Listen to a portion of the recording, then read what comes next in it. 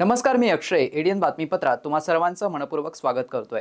आज दिवसभरात घडलेल्या संपूर्ण घटनांचा आढावा आपल्याला घ्यायचा आहे, परंतु त्या अगोदर नजर टाकूया आज दिवसभरात घडलेल्या काही महत्त्वाच्या आणि ठळक घडामोडींवरती. मालवण येथील शिवरायांचा पुतळा कोसळल्याप्रकरणी शहरात काँग्रेस आणि शिवसेना उभाटा गट आक्रमक. केंद्रासह राज्य सरकार विरोधात जोरदार घोषणाबाजी करत निषेध व्यक्त. शासकीय वैद्यकीय महाविद्यालय व रुग्णालयास क्रांतिज्योती सावित्रीबाई फुले यांचं नाव देण्यासाठी भीमशक्ती संघटनेचे महानगर प्रमुख मिलिंद दाभाडे यांचं माजी मंत्री चंद्रकांत हांडोरे यांच्या मार्गदर्शनाखाली तीव्र आंदोलन. आता बघूया सविस्तर बातम्या. मालवण येथे छत्रपती शिवाजी महाराजांच्या पुतळा कोसळलाय, यावरून सरकारचा धिक्कार व निषेध करण्यासाठी सकाळी क्रांती चौक येथे शहर जिल्हा काँग्रेस कमिटीच्या वतीने केंद्र व राज्य सरकारचा तीव्र निषेध करण्यात आला.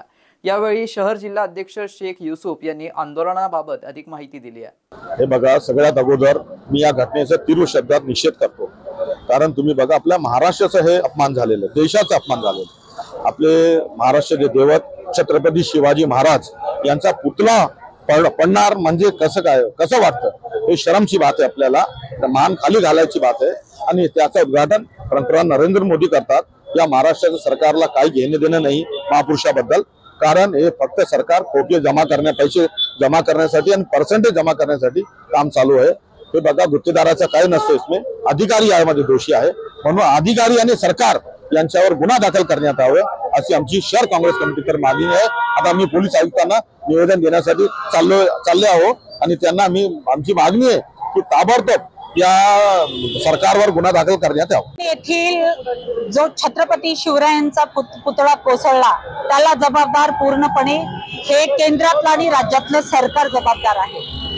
त्या पुतळ्यामध्ये नक्कीच भ्रष्टाचार झालेला आहे. सातत्याने पाहतोय आपण की केंद्रात आणि राज्यामध्ये गेली 2014 पासून आतापर्यंत फक्त भ्रष्टाचार आणि भ्रष्टाचार झालेला आहे. अहो, महामानवाच्या पुतळ्यामध्ये सुद्धा हे भ्रष्टाचार करतात. हा जो प्रकार आहे हा आमच्या जनतेच्या पैशातून पुतळा उभा केलेला आहे. त्या जनतेच्या पैशाची त्यांनी जी वारेमाप त्यांनी जी लूट केलेली आहे, 50 खोके एकदम ओके. हे खोके सरकार जे आहे भ्रष्ट आहे. त्या भ्रष्ट सरकारने त्वरित नैतिकता जर थोडीशी असेल, शिवरायांच्या नावावर त्यांनी मताचा जोगा मागून सत्तेत बसलेले आहेत. मोदीजी, तुम्हाला जर थोडी नैतिकता असेल तर तुम्ही आत्ता तुम्ही खुर्ची सोडा. कारण शिवरायांच्या नावावर तुम्ही मतं घेतलीत आणि सत्तेत आलात. तुम्हाला अधिकार नाही राहिला. आज जे आहे ते पूर्णपणे केंद्रातलं आणि राज्यातलं सरकार जबाबदार आहे. त्यांनी त्वरित खुर्च्या सोडल्या पाहिजे, राजीनामा दिला पाहिजे. तुम्ही अधिकाऱ्याला पुढे करता. अधिकाऱ्याचा काय दोष आहे? अधिकाऱ्याला आम्ही पुढे करणार नाही. जबाबदार पूर्णपणे हे मिंदे सरकार आणि भाजप सरकार आहे. मालवण येथे छत्रपती शिवाजी महाराज यांचा अश्वारूढ पुतळा कोसळल्याने राज्यामध्ये शिवसेना ठाकरे गट आक्रमक झाल्याचं पाहायला मिळत आहे. क्रांती चौक येथे केंद्र सरकार आणि राज्य सरकार विरोधात आंदोलन करण्यात आलंय. या आंदोलकांशी बातचीत केली आहे आमचे प्रतिनिधी देव राजळे यांनी.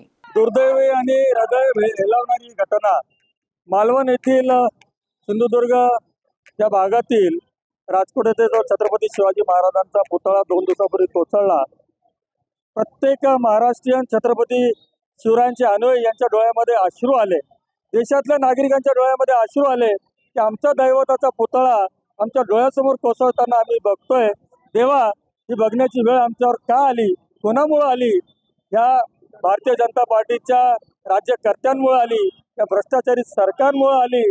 आणि याचं सगळं पाप हे मोदी सरकारचं आहे, एकनाथ शिंदे सरकारचं आहे. केवळ आणि केवळ टक्केवारीच्या राजकारणामध्ये एक निकृष्ट दर्जाचा पुतळा त्यांनी त्या ठिकाणी बसवला आणि मला वाटतं कोणतेही निकष त्याच्यामध्ये पाळले गेलेले नाहीत. 3 वर्षाचा कालावधी होता. आम्ही सुद्धा या ठिकाणी छत्रपती शिवाजी महाराजांचा पुतळा बसवला.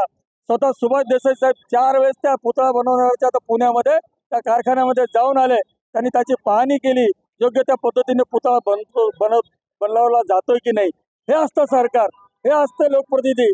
यांनी फक्त टक्केवारीचं राजकारण या पुतळ्याच्या मागे साधलं, स्वतःचा स्वार्थ साधला, कसा बसा तो पुतळा बसवला आणि मला वाटतं 8 महिन्यातच तो पुतळा तुम्ही बघता की फक्त श्रेय घ्यायचं होतं म्हणून तो बसवला आणि 8 महिन्यातच तो पुतळा कोसळला. हे पाप या सरकारला फेडावं लागेल. या सरकारच्या विरोधात आम्ही आज रस्त्यावर उतरलेलो आहोत. आज माननीय आदित्य साहेब आमचे सगळे नेते त्या ठिकाणी मालवणमध्ये आहेत. तुम्हाला निश्चितपणे सांगेल की ही महाराष्ट्रातली जनता आता रस्त्यावर उतरलेली आहे. यांना यांची जागा दाखवल्याशिवाय राहणार नाही. आणि हा जो ठेकेदार होता तो श्रीकांत शिंदेचा त्या ठिकाणी मित्र होता.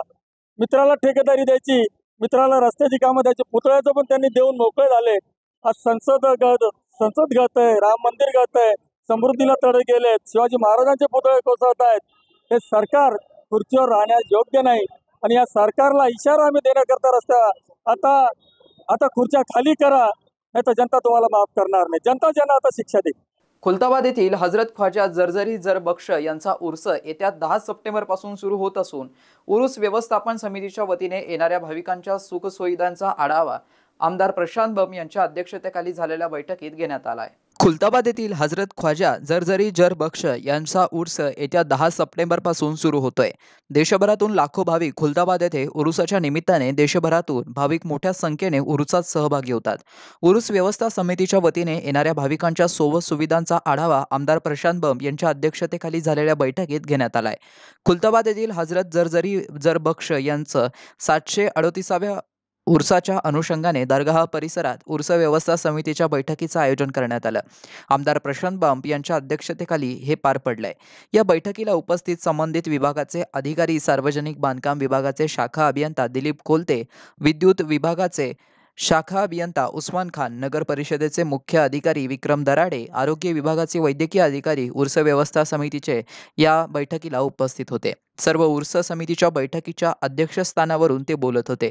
यावेळी उर्स व्यवस्था समितीचे अध्यक्ष तथा तहसीलदार स्वरूप कंकाळ, दर्गा कमिटीचे अध्यक्ष मोहम्मद एजाज अहमद, उर्स व्यवस्था समितीचे सचिव तथा मुख्य अधिकारी विक्रम दराडे, पोलीस निरीक्षक धनंजय फराटे, दर्गा कमिटीचे उपाध्यक्ष इम्रान जागीरदार, दर्गा कमिटी सदस्य तथा माजी नगर अध्यक्ष ॲडव्होकेट कैसरुद्दीन, माजी नगर अध्यक्ष ॲडव्होकेट SM कमर, दर्गा कमिटी सदस्य शेख कामरुद्दीन, मोहम्मद युसुफुद्दीन उर्फ राजू, भारतीय जनता पार्टीचे तालुका अध्यक्ष ज्ञानेश्वर नलावडे, माजी उपसभापती दिनेश अंभोरे, सुरेश मरकड, सतीश दांडेकर, योगेश बारगळ, परसराम बारगळ, नगर परिषदाचे कार्यालयीन अधीक्षक जितेंद्र बोचरे, मोहम्मद नईम बख्श, हबीब मुजावर, मुजीबुद्दीन हाफिजुद्दीन, सय्यद अफसर, शेख अनीस, अन्नूभाई यांच्यासह सर्व विभाग यंत्रणाचे प्रमुख अधिकारी उपस्थित होते. एडीएनसाठी तालुका प्रतिनिधी हुसेन पटेल, खुलताबाद. रुपया भी नहीं, फायर ब्रिगेड की 2 गाड़ियां, नगर पालिका को 1 रुपया किसी को देने की जरूरत नहीं, उर्स कमेटी को नहीं, कोई आदमी को नहीं, कुछ नहीं, उसमें सब आ गया, छुपा भी आ गया, खुला भी आ गया, है ना. उसका टेंशन आप मेरे पे छोड़ दो, मैं विधायक हूँ, ये हो गई बात. विद्यापीठ अनुदान आयोग द्वारा आयोजित अर्थशास्त्र विषयाच्या नेट परीक्षेतील चिकलठाणा येथील ऑनलाईन परीक्षा केंद्रावर विद्यार्थ्यांना प्रवेश नाकारला असल्याचा आरोप परीक्षार्थींकडून लावण्यात आलाय. पुनर्परीक्षेचे शेड्यूल देण्यात यावं अशी मागणी विद्यार्थ्यांनी केली आहे. तुम्ही वेळ नाही घालवला, तुम्ही 15 मिनिटं आधी आले असते आम्ही तुम्हाला घेतलं असतं. 15 मिनिटं 8:40ला सोडलं त्यांनी. तुमचा जो वेळ दिलेला आहे 8:40ला सोडलं त्यांनी. तर तुम्ही तुमच्या दिलेल्या वेळेनुसार 8:40ला आमच्या तिकडे सोडलं ना. आतमध्ये घ्या शेवटचा मोमेंट नाही आला सर, काहीतरी बोलू नका. शेवटच्या मोमेंटला आलेलं नाही आम्ही काही एकच एक्झाम देत नाही. 8:30लाच गेट पाहिजे. मग सगळ्यांना रूल सारखा. त्यांना वापस पाठवण्यासाठी नाही बोलवत, ते वापस पाठवून राहिले ना तुम्ही. वापस नाही पाठवत सर आम्ही. नियम तुम्ही सर्वांना सारखा पाहिजे. 8:30ला तुम्ही 8:31ला सुद्धा घ्यायला नाही पाहिजे आतमध्ये. 8:35 पर्यंत गेट सुरू होता. त्याच्यानंतर नाही ते जाऊ द्या. 8:35 पर्यंत सुरू होतं. 8:35 पर्यंत काय सुरू होतं?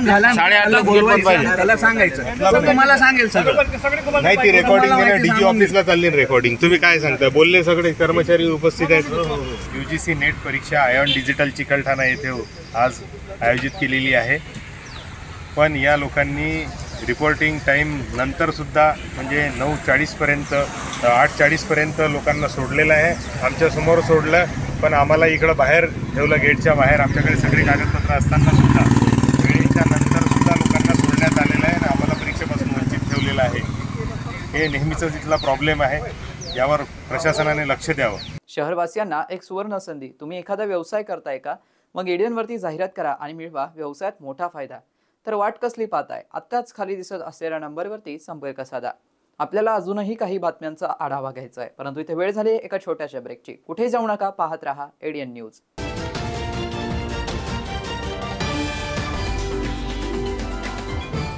जल जीवन मिशन पूर्णत्वाला नेण्यासाठी महाराष्ट्र शासन अथक परिश्रम घेत आहे. प्रत्येक ग्रामस्थाने पाण्याचा काटकसरीने वापर केल्यास संपूर्ण गावास वर्षभर पाणी उपलब्ध होईल.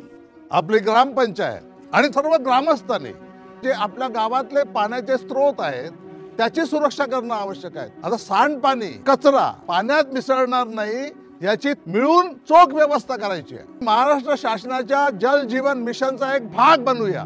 आपण सगळ्यांच्या सहभागाने आता हे पाणी वाचवू, पाणी साठवू आणि शुद्ध पाणी घराघरात पोहोचवू. जलजीवन मिशन अंतर्गत आता केंद्र आणि राज्य शासनाच्या संयुक्त प्रयत्नातून गावागावातील प्रत्येक घरात नळाद्वारे प्रति व्यक्ती प्रतिदिन 55 लिटर शुद्ध पाणी पोहोचत आहे. हक्क जनसामान्यांचा शुद्ध पिण्याच्या पाण्याचा. हर घर जल योजना होईल आधार जगण्याचा. थांबली पायपीट दूरवरी, नाही हंडा डोक्यावरी. जलजीवन आले घरोघरी. माझी योजना माझी जबाबदारी. पाणी पुरवठा आणि स्वच्छता विभाग, महाराष्ट्र शासन. तर आज आपण कुठला विषय शिकणार आहोत? तर जलजीवन मिशन बद्दल कोणाकोणाला माहिती आहे? अरे वा, तू सांग. पाईपलाईन द्वारे घरोघरी नळ दिले जातात. हे नळ आल्याने काय होणार? घरोघरी स्वच्छ पाणी येते. मग त्यासाठी आपण काय केलं पाहिजे? पाणी वाचवायला काय करावं लागेल? मग पावसाचे पाणी जमिनीत खड्डा करून साठवलं पाहिजे. बरोबर. तुम्ही सगळेजण पाळणार ना मग आपली जबाबदारी? सांगणार ना मग तुम्ही आपल्या घरी? जलजीवन मिशन अंतर्गत आता केंद्र आणि राज्य शासनाच्या संयुक्त प्रयत्नातून गावागावातील प्रत्येक घरात नळाद्वारे प्रति व्यक्ती प्रतिदिन 55 लिटर शुद्ध पाणी पोहोचत आहे. आता यासाठी लोकसहभागातून पाण्याचा ताळेबंद, समान पाणी वाटप, उपांगाची देखरेख, देखभाल दुरुस्ती यासाठी सामुदायिक प्रयत्न करून या योजनेचा अविरत लाभ घेऊ. थांबली पायपीट दूरवरी, नाही हंडा डोक्यावरी. जलजीवन आले घरोघरी. माझी योजना माझी जबाबदारी. पाणी पुरवठा आणि स्वच्छता विभाग, महाराष्ट्र शासन. केंद्र आणि महाराष्ट्र शासनाच्या जलजीवन मिशनच्या माध्यमातून आता घराघरापर्यंत नळाद्वारे शुद्ध पाणी पोहोचविण्याची मोहीम पूर्णत्वाला नेली जात आहे. या मोहिमेच्या यशस्वीतेसाठी आपल्या प्रत्येकाची जबाबदारी वाढली आहे. ही योजना सुरळीत चालण्यासाठी पंपाकरिता विजेची आवश्यकता असते. म्हणूनच आपण आपली पाणीपट्टी वेळेत भरूया. असे न केल्यास पंपाचे संचालन किंवा अन्य खर्च जसे निर्जंतुकीकरण, देखभाल दुरुस्ती आणि उपकरण व साहित्यांसाठी लागणाऱ्या निधीअभावी योजना बंद होऊ शकते. म्हणूनच आपण आपली पाणीपट्टी ग्रामपंचायतीकडे वेळेत जमा करू. आपली योजना आपली जबाबदारी. केंद्र आणि राज्य शासनानं केली योजना भारी. जलजीवन मिशननं पाणी आणलं आपल्या दारी. थांबली पायपीट दूरवरी, नाही हंडा डोक्यावरी. जलजीवन आले घरोघरी. माझी योजना माझी जबाबदारी. पाणी पुरवठा व स्वच्छता विभाग, महाराष्ट्र शासन. जलजीवन मिशन ही योजना भारी. शुद्ध पाणी पोहोचवी घरोघरी. आपण निभावू आपली जबाबदारी. वेळेत पाणीपट्टी भरण्याची घेऊ खबरदारी. निर्जंतुकीकरण अन देखभाल दुरुस्ती यातूनच होईल ना मग खर्चाची वजाबाकी. जल पुनर्भरण अन भूजल संवर्धनाची जो कास धरी. शाश्वत पाणी संचयातून भविष्य आपुले सुदृढ करी. शुद्ध पाण्यामुळे निरोगी आयुष्याची किमया न्यारी. केंद्र अन राज्य शासनाची ही योजना गुणकारी. पाणी म्हणजे जीवन. पाणी हे संजीवन. आयुष्य बहरेल घराघरात. मिशन जलजीवन. थांबली पायपीट दूरवरी, नाही हंडा डोक्यावरी. जलजीवन आले घरोघरी. माझी योजना माझी जबाबदारी. पाणी पुरवठा व स्वच्छता विभाग, महाराष्ट्र शासन. अनेकांच्या मनात स्वप्न असते की देशाची सेवा करायची, परंतु काही लोकच योग्य प्रशिक्षण घेऊन ते वास्तवात पूर्ण करतात. वास्तविक सैनिक बनणे सोपं काम नाही, कारण प्रशिक्षणाच्या मैदानापासून ते युद्धाच्या रणांगणापर्यंत प्रत्येक क्षण संघर्षमय असतो. फक्त जो इमानदार, समजूतदार असेल आणि ज्याची इच्छाशक्ती प्रबळ असेल असाच व्यक्ती या क्षेत्रात टिकू शकतो. प्रत्येक वर्षी अनेक परीक्षार्थ्यांना यश प्राप्त होते, ते फक्त आणि फक्त गरुड झेप अकॅडमी. पंख आम्ही देतो, उंच भरारी तुम्ही घ्या.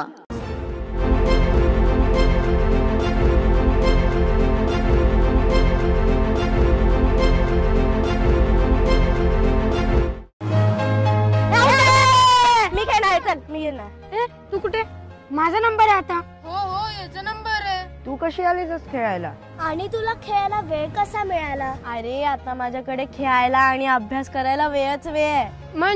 म्हणजे मला रोज आई बरोबर पाणी आणायला दूर जावं लागायचं. त्यामुळे तुमच्यासोबत खेळायला मला वेळच नाही मिळायचा. कधी कधी तर माझी शाळा पण बुडायची. मग आज वेळ कसा मिळाला? कारण आता आमच्या घरी नळ आलाय, त्यामुळे पाणी आणायला दूर जावं लागतच नाही. त्यामुळे सगळीकडे चांगलं पाणी मिळतंय. मी खेळू ना? हिच्यानंतर माझा नंबर. हा, केंद्र आणि महाराष्ट्र शासनाच्या जलजीवन मिशनमुळे महाराष्ट्रातील प्रत्येक घरी प्रतिदिन प्रति व्यक्ती 55 लिटर शुद्ध पाणी पोहोचवलं जात आहे. अनेक दुर्गम भागातील वाड्या वस्त्यांवरही सौर ऊर्जेचा वापर करून शुद्ध पाणी पोहोचवलं जात आहे. त्यामुळे अनेक महिलांचा पाण्यासाठी होणारा त्रास वाचला आहे. तसेच अनेक मुलींच्या शिक्षणातील आणि खेळण्यातील अडथळा दूर होतोय. थांबली पायपीट दूरवरी, नाही हंडा डोक्यावरी. जलजीवन आले घरोघरी. माझी योजना माझी जबाबदारी. पाणी पुरवठा आणि स्वच्छता विभाग, महाराष्ट्र शासन. सलाम सरपंच. अरे सलाम युसुफ भाई, काय म्हणतो बा? मी काय ऐकलंय बाबा, तुम्ही जे गावात पाईपलाईन नळ लावून देणार आहे त्याचे पैसे घेणार आहे म्हणून. मी नाही घेणार आहे बा. मग आता तुझ्या घरात वीज येते, त्याचं बिल भरतो की नाही? भरतो की. अरे मग तसंच आहे ते. आता तुमच्या घरात पाईपलाईन टाकणं, त्याला नळ लावून देणं, हाच खर्च शासन आणि 10% लोक वर्गणी यातून होणार आहे. पण त्याच्या देखभाल, दुरुस्ती, पाणी सोडायचं, तो विजेचा पंप चालवा लागेल. त्याचं बिल कोण भरत? म्हणजे महिन्याभरात तुम्ही जेवढं पाणी वापराल त्याचं फक्त बिल भरायचं आहे तुम्हाला, बस. याच्यात आपलाच फायदा आहे ना का? म्हणजे आपलं घर, शाळा, सगळीकडे साफ आणि स्वच्छ पाणी येईल. असं का? म्हणजे पाणी जेवढं पाहिजे तेवढंच वापरायचं, म्हणजे आपलं बिल पण कमी येईल ना. आता समजलं मला. येतो मी. जलजीवन मिशन अंतर्गत आता केंद्र आणि राज्य शासनाच्या संयुक्त प्रयत्नातून गावागावातील प्रत्येक घरात नळाद्वारे प्रतिदिन प्रति व्यक्ती 55 लिटर शुद्ध पाणी पोहोचत आहे. थांबली पायपीट दूरवरी, नाही हंडा डोक्यावरी. जलजीवन आले घरोघरी. माझी योजना माझी जबाबदारी. पाणी पुरवठा व स्वच्छता विभाग, महाराष्ट्र शासन. मस्त मास्क पहना रहे तुम्हें. Thank you sir.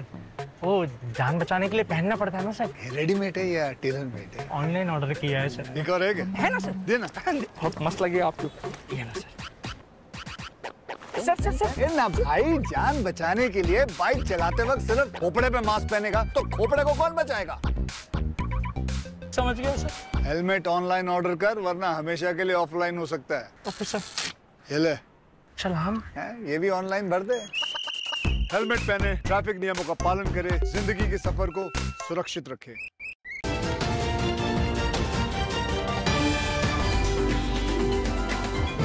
ब्रेकनंतर पुन्हा एकदा स्वागत. आपण बघत आहात एडियन बातमीपत्र. शासकीय वैद्यकीय महाविद्यालय व रुग्णालय क्रांतीज्योती सावित्रीबाई फुले यांचं नाव देण्यात यावं अशी मागणी भीमशक्ती संघटनेचे महानगर प्रमुख मिलिंद दाभाडे यांच्या वतीने निवेदनाद्वारे अधिष्ठाता डॉक्टर शिवाजी सुकरे यांना करण्यात आली आहे. यावेळी दिनकर दादा ओंकार, संतोष भिंगरे, नागेश चाऊस, पुरुषोत्तम ठाकूर, अनिल मगरे, सतीश नरवडे आदींची उपस्थिती होती. महिला शिक्षणाच्या मूळ असलेल्या क्रांतीज्योती सावित्रीबाई फुले यांचं नाव वैद्यकीय महाविद्यालय व रुग्णालयाला देण्यात यावं असं आज आम्ही भीमशक्तीच्या वतीने एक निवेदन सादर करून मागणी केलेली आहे.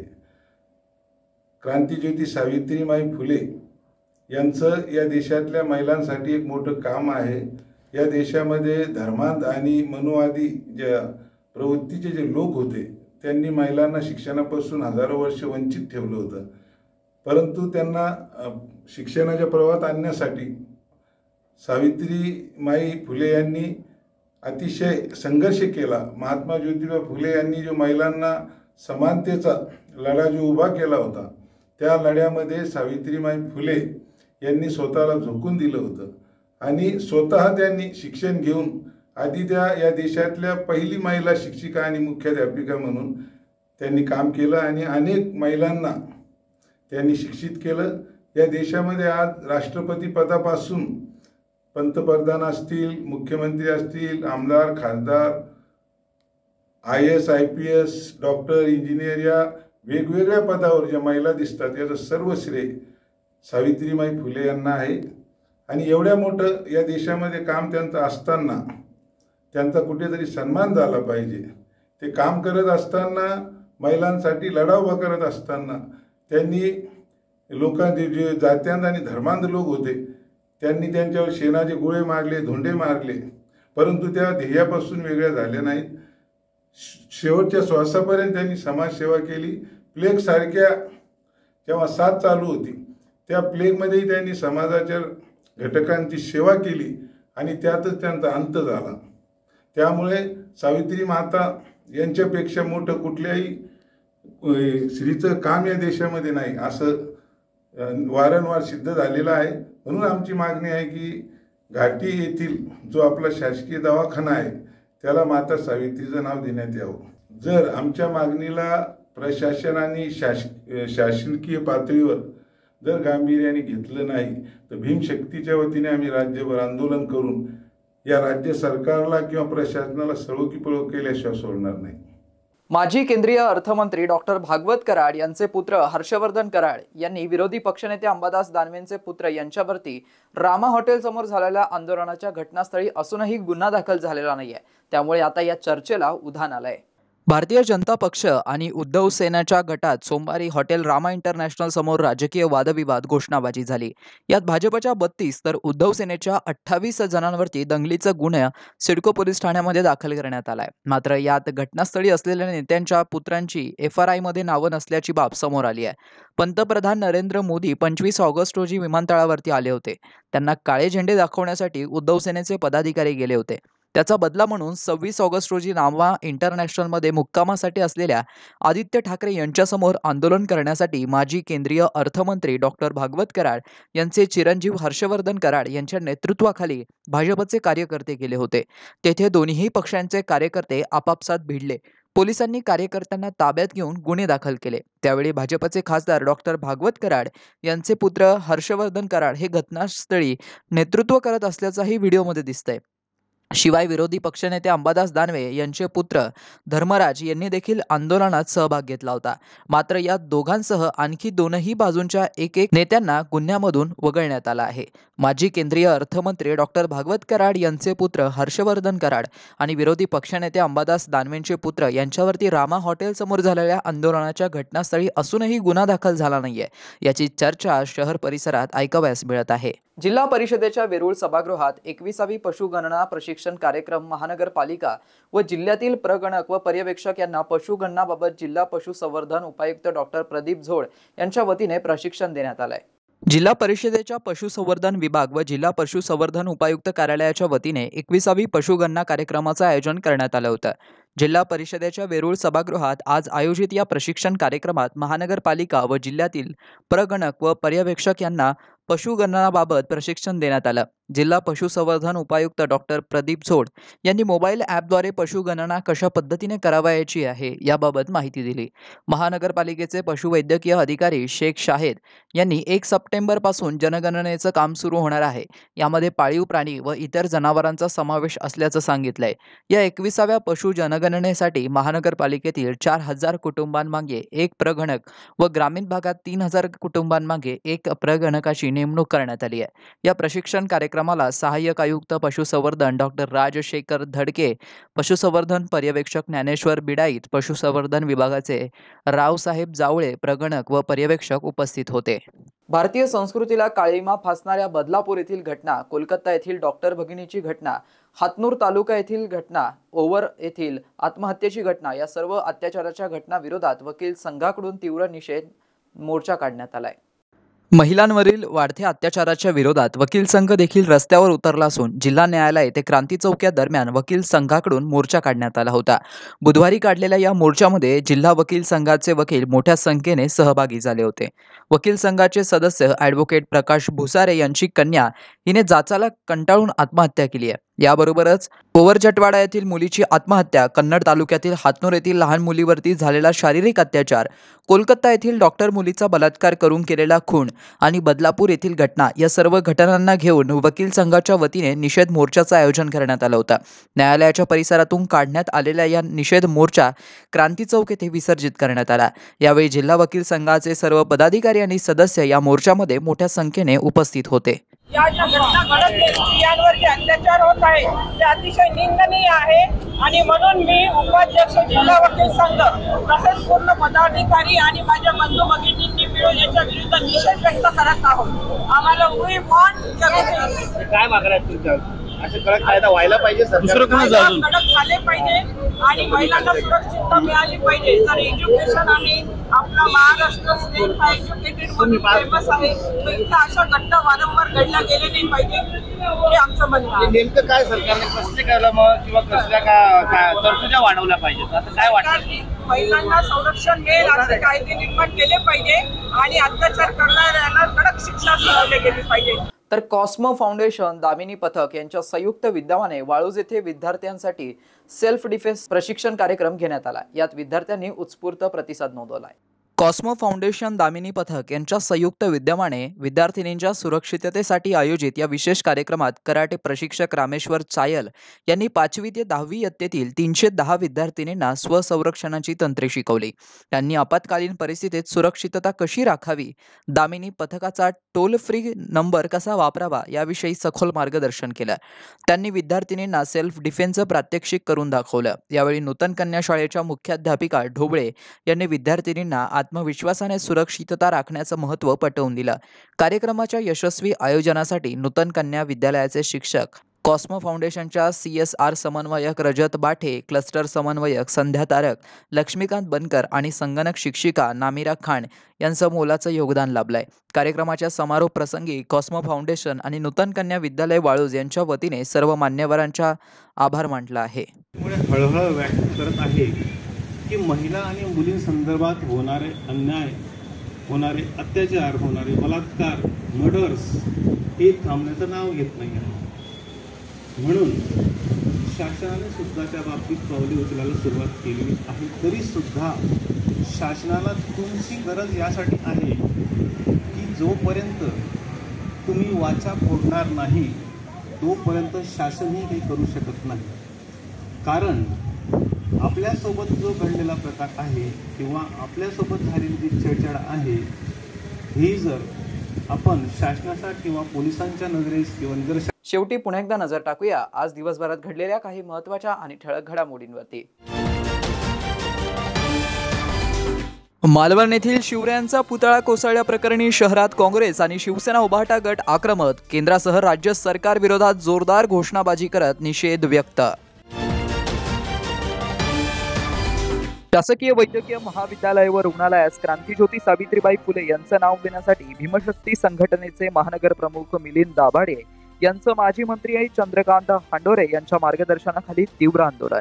आणि याबरोबरच हे बातमीपत्र इथेच संपलं. पुन्हा भेटूया पुढील बातमीपत्रात. तोपर्यंत पाहत रहा आपल्या हक्काचं बातमीपत्र ADN न्यूज.